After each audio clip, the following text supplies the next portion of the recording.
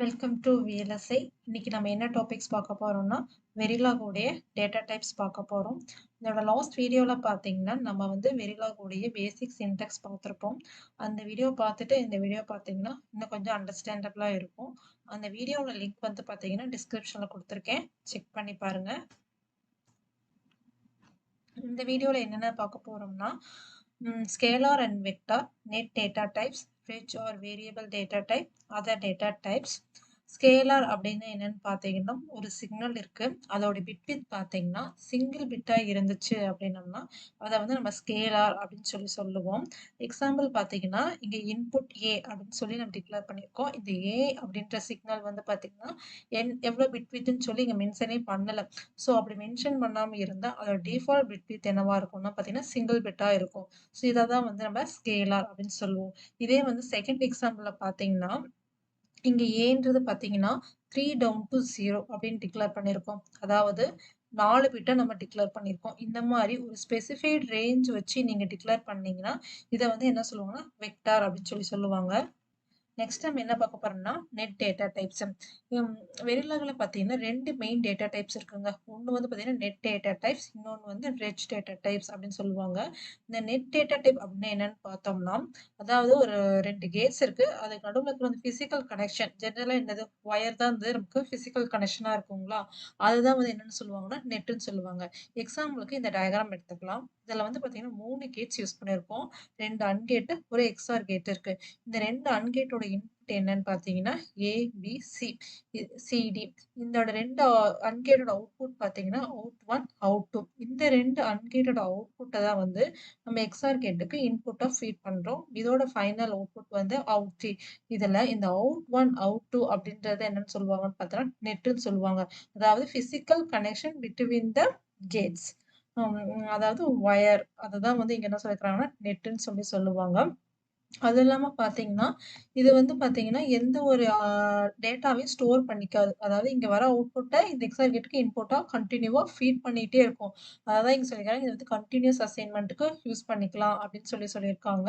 அதே மாதிரி இது ஒரு சர்க்கியூட்டை டிரைவ் பண்ணது. அதாவது இந்த இடத்துல பார்த்தீங்கன்னா இந்த எக்ஸ்ஆர் கேட்டை இந்த அவுட் 1 அவுட் 2 சேர்ந்து டிரைவ் பண்றது கரெக்ட்டுங்களா. இந்த அவுட்புட்டை வாங்கி தான் இதுக்கு இன்புட்டா ஃபீட் பண்றோம். ஸோ இது வந்து அவுட் 1 அவுட் 2 வந்து டிபெண்ட் பண்ணியிருக்கு. அதை தான் வந்து என்ன சொல்லியிருக்காங்கன்னு பார்த்தோம்னா இது வந்து it is used for to drive a circuit. இந்த நெட் டேட்டா டைப்ஸ்ல நிறைய டைப்ஸ் இருக்கும். அதுல வந்து பாத்தீங்கன்னா ட்ரை ரச்சை தவிர மீதி எல்லாமே பாத்தீங்கன்னா எந்த ஒரு டேட்டாவையும் ஸ்டோர் பண்ணாது. ட்ரை ரச்சுக்கு டிஃபால்ட் வேல்யூ இருக்கு.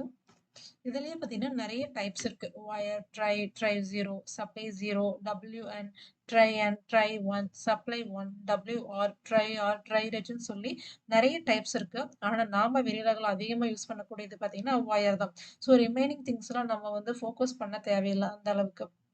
இது வந்து டிக்ளரேஷன் பார்த்தீங்கன்னா ஒயர் ஏ, ஒயர் 3 டவுன் 2 இது வந்து வெக்டார் டைப்ல நான் டிக்ளேர் பண்ணியிருக்கேன். இது வந்து ஸ்கேலார் டைப்ல நான் டிக்ளேர் பண்ணி காட்டியிருக்கேன். அதே மாதிரி ஒரு பேரை நம்ம டிக்ளேர் பண்றோம், வயரா ஒரு சிக்னல் நீங்க டிக்ளேர் பண்றீங்கன்னா அதுக்கு முன்னாடி அந்த நேம் வந்து நெட்டாவோ இல்ல பெராமீட்டராவோ இல்ல ஐடென்டிஃபையரா டிக்ளேர் ஆயிருக்கான்னு செக் பண்ணணும். சப்போஸ் அப்படி ஒரு நெட் இதே மாதிரி ஒயர்ன்னு சொல்லிட்டு மறுபடியும் முன்னாடியே டிக்ளேர் பண்ணியிருந்தாங்கன்னா நம்ம எகைன் வந்து நம்ம டிக்ளேர் பண்ணக்கூடாது. அடுத்தது வந்து பார்த்தீங்கன்னா இதோட டிஃபால்ட் வேல்யூ என்னன்னு பார்த்தீங்கன்னா இதுக்கு தான் ஸ்டோரேஜ். இது வந்து எந்த ஒரு வேல்யூமே ஸ்டோர் பண்ணிக்காது நம்ம சொல்லியிருந்தோம். ஸோ இதோட டிஃபால்ட் வேல்யூ என்னன்னு பார்த்தீங்கன்னா ஹை இம்பிடன்ஸ், ட்ரை ரச்சை தவிர. ஸோ நம்ம ட்ரை ரச்செல்லாம் நம்ம பெருசாக யூஸ் பண்ணவே மாட்டோம். நான் இது வரைக்கும் பார்த்த கோடிங்ஸ்ல ட்ரை ரச் அதிகமாக இருந்தது இல்லை. ஸோ ஒயர் தான் மெயினாக ஃபோக்கஸ் பண்ணுவோம். ஸோ நீங்கள் வந்து இதை அதிகமாக வந்து நீங்கள் ஃபோக்கஸ் பண்ண தேவையில்லை. நெக்ஸ்ட் என்னன்னு பார்த்தீங்கன்னா reg or variable data types. இது என்ன அப்படின்னு பார்த்தீங்கன்னா இது வந்து ஒரு டேட்டா ஸ்டோரேஜ் எலமெண்ட் அப்படின்னு சொல்லுவாங்க. லைக் ஃபிளிப் ஃப்ளாப் மாதிரி. இப்போ ஃபிளிப் ஃப்ளாப் பார்த்தீங்கன்னா 0 ஆர் 1 வந்து நமக்கு ஸ்டோர் பண்ணும். அது வந்து ஒரு சிங்கிள் டேட்டா ஸ்டோரேஜ் எலமெண்ட் அப்படின்னு சொல்லுவாங்க.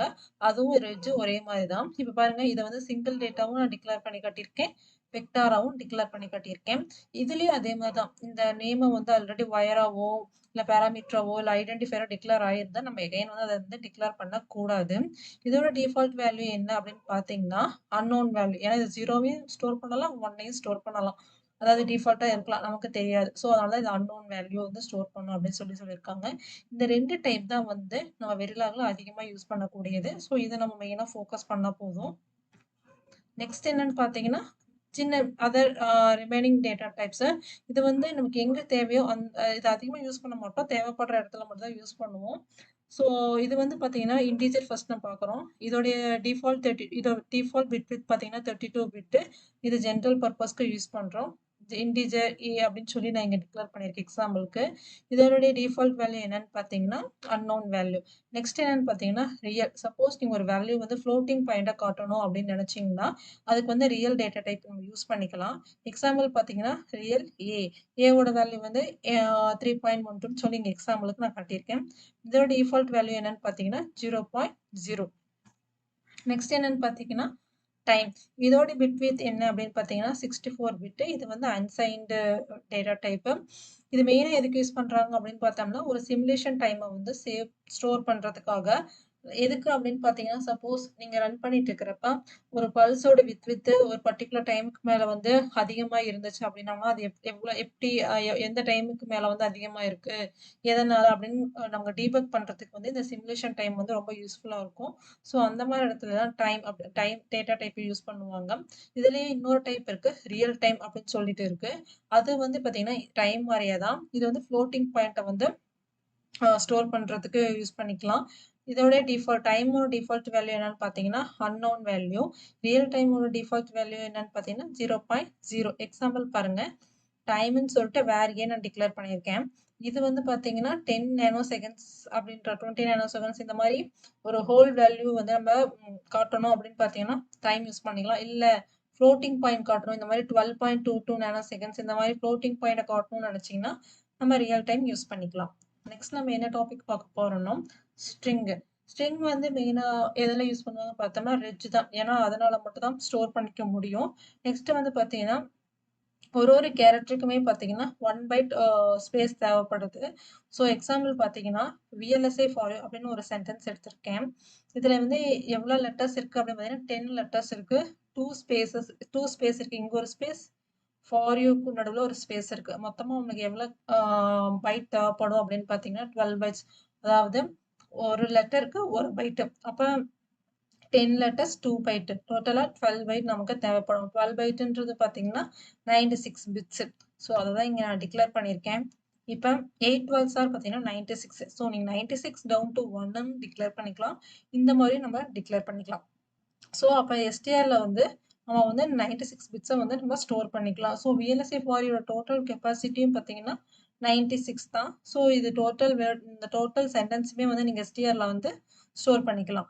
இதே வந்து 8 7 ஆர் எவ்வளோன்னு பார்த்தீங்கன்னா 56. ஸோ 56னா வந்து உங்களுக்கு எவ்வளோ பைட் வரும் பார்த்தீங்கன்னா 7 பைட். அப்போ 7 பைட் மட்டும்தான் உங்களால் எஸ்டிஆர்ல அந்த வேரியபிளில் வந்து நம்ம ஆக்குபை பண்ண முடியும். அப்போ 7 பைட்டுன்னு எவ்வளோ வரும்? அதாவது ரைட் சைடில் இருந்தால் பிரிண்ட் பண்ணும். So you 3 byte, next for 3 byte, நடுவில் வந்து இந்த ஸ்பேஸ் வந்து 1 பைட்டு. டோட்டலாக வந்து ஃபார் யூ அப்படின்றத மட்டும் தான் அதனால வந்து ஆக்குபை பண்ணிக்க முடியும் இந்த எஸ்டிஆரால். இதே வந்து பார்த்தீங்கன்னா 8 15 ஆர் பார்த்தீங்கன்னா 120. அப்போ வந்து நமக்கு 96 பிட்ஸ் இருந்தாவே போதும் இந்த VLSI ஃபார் யூக்கு. ஆனால் 120 வரைக்கும் எடுத்துக்கணும் அப்படின்னு பார்த்தோம்னா ரிமைனிங் இருக்கிற அந்த சைஸுக்கு வந்து பார்த்தீங்கன்னா நமக்கு வந்து ஜீரோஸ் வந்து லெஃப்ட் சைடு வந்து நமக்கு ஆட் ஆகும். அதை தான் இங்கே பண்ணியிருக்கோம். டோட்டலாக 15 பைட்ஸ் எடுத்திருக்கு. 120 பிட்ஸ்னா 15 பைட்ஸு. நமக்கு 12 பைட்ஸ். ஏன்னா மீதி இருக்கிற 3 பைட்ஸ்க்கு 3 ஸ்பேஸ் இருக்கிற மாதிரி நமக்கு இங்கே தெரியும். அதாவது 0 வந்து ஆட் பண்ணும். ஏன்னா விசிபிலிட்டி நம்ம பார்க்குறப்ப நமக்கு வந்து இதில் ஸ்பேஸ் இருக்கிற மாதிரி நமக்கு தெரியுங்க. இதுதான் ஸ்ட்ரிங்கு. இது வர அப்கமிங் வீடியோவில் பார்த்தீங்கன்னா நம்ம வந்து மாடியூலும் போர்ட்ஸும் பார்க்கலாம். இதை வச்சு இந்த டேட்டா டைப் மாடியூல் போர்ட்ஸ் வச்சு அப்கமிங் வீடியோவில் வந்து எப்படி வந்து கோடிங் ஸ்டார்ட் பண்ணலாம் அப்படின்றத நம்ம பார்க்கலாங்க. இந்த வீடியோ வந்து உங்களுக்கு ரொம்ப யூஸ்ஃபுல்லாக இருக்கும்னு நினைக்கிறேன். உங்கள் ஃப்ரெண்ட்ஸ்க்கு வந்து இதை ஷேர் பண்ணுங்கள். உங்களுக்கு இந்த வீடியோ பிடிச்சிருந்தா சப்ஸ்கிரைப் பண்ணுங்கள், லைக் பண்ணுங்கள். Thank you all.